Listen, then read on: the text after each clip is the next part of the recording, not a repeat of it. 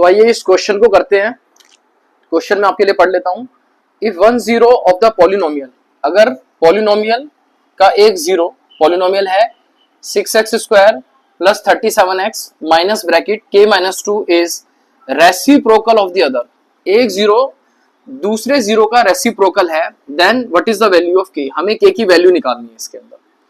तो ऐसे क्वेश्चन में सबसे पहले हमें निकालने की जरूरत है कि ये जो पॉलिनोमियल दिया है इसकी स्टैंडर्ड फॉर्म से रिजेम्बलेंस ले लेते हैं।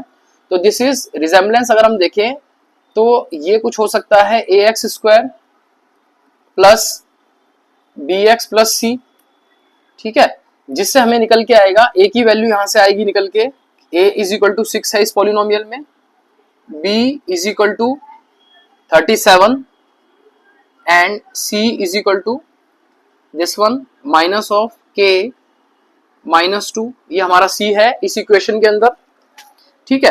अब आगे कैसे बढ़े ये समझना जरूरी है। अब हमें ये समझना है कि आगे कैसे बढ़ना है। तो एक जीरो दूसरे जीरो का रेसिप्रोकल है। अब हम जानते हैं कि क्वाड्रेटिक इक्वेशन में हमारे पास alpha plus beta sum of the root is minus B by A होता है, और अल्फा इंटू बीटा अगर हम करें तो वो होता है सी बाय ए, ठीक है। हमें ए और बी दोनों दिए गए हैं और सी निकालना है, यानी कि हमें ये निकालना है और ये हमें दिया हुआ है।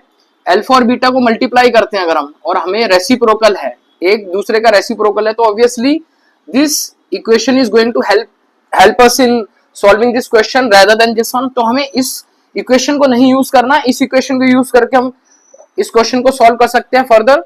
तो आइए थोड़ा सा आगे बढ़ते हैं। अल्फा बीटा, अब हम मान सकते हैं कि एक रेसिप्रोकल है, या तो हम ये मान सकते हैं कि beta is equal to 1 by alpha मान सकते हैं, या फिर हम चाहें तो alpha is equal to 1 by beta, तो कोई भी हम मान सकते हैं for the sake of convenience, ठीक है। कि मैं अभी ये मान रहा हूं कि मेरा जो दूसरा रूट है बीटा है वो 1 बाय अल्फा है, तो उसको सब्स्टिट्यूट करता हूं, तो अल्फा इंटू बीटा को मैं 1 बाय अल्फा से रिप्लेस करता हूं, this is equal to C by A.